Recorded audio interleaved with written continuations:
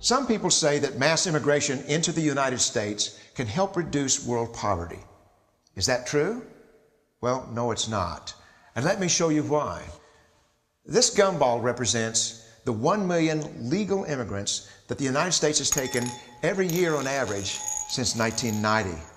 Now, who in the world deserves our humanitarian compassion? The World Bank has one measure of the desperately poor of the world. They make less than $2 a day.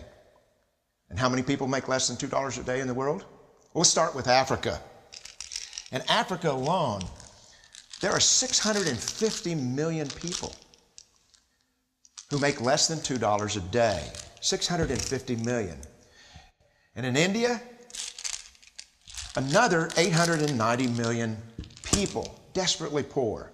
China adds another 480 million people, making less than $2 a day. And unfortunately, the rest of Asia has a heartbreaking 810 million people who the World Bank says make less than $2 a day. And finally, there's 105 million of Latin America's population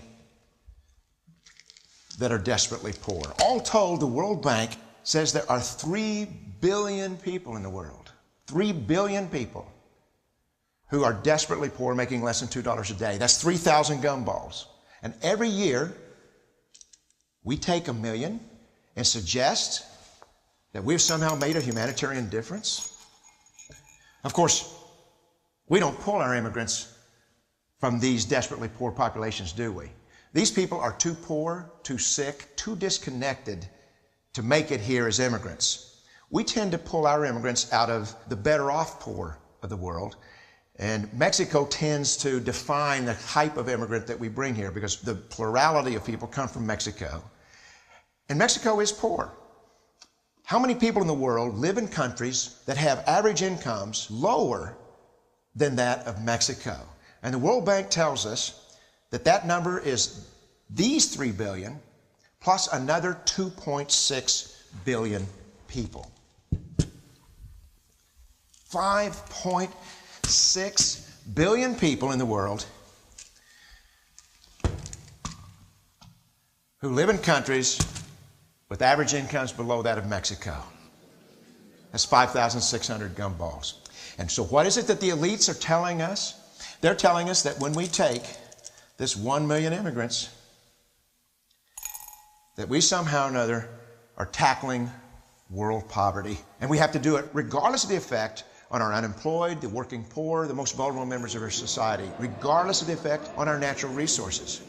Even if we went by the most radical proposals in Washington, which are to actually double our immigration to 2 million a year,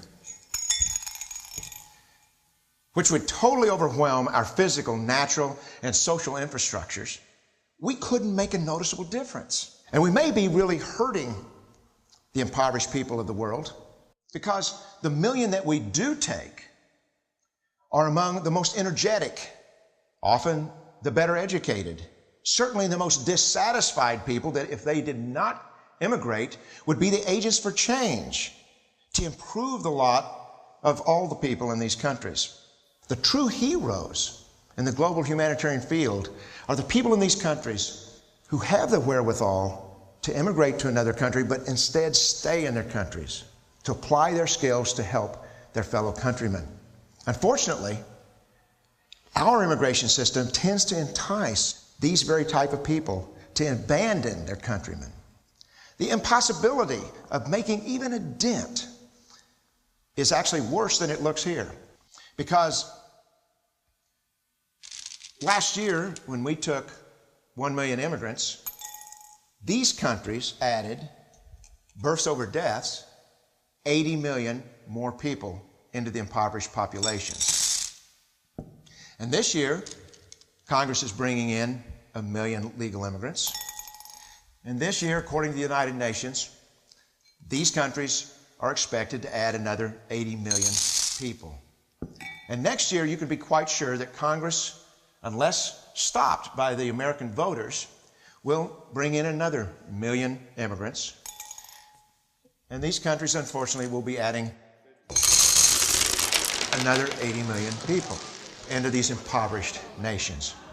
We could take 5 million a year, but we'd never get ahead of what's happening in these countries. Not in this century. Don't you see? Immigration can never be an effective or significant way to deal with the suffering people of the world. They have to be helped where they live. 99.9% of them will never be able to immigrate to a rich country. There's no hope for that. They have to bloom where they're planted. The only place that 99.9% of these people can be helped is where they live. Let's help them there.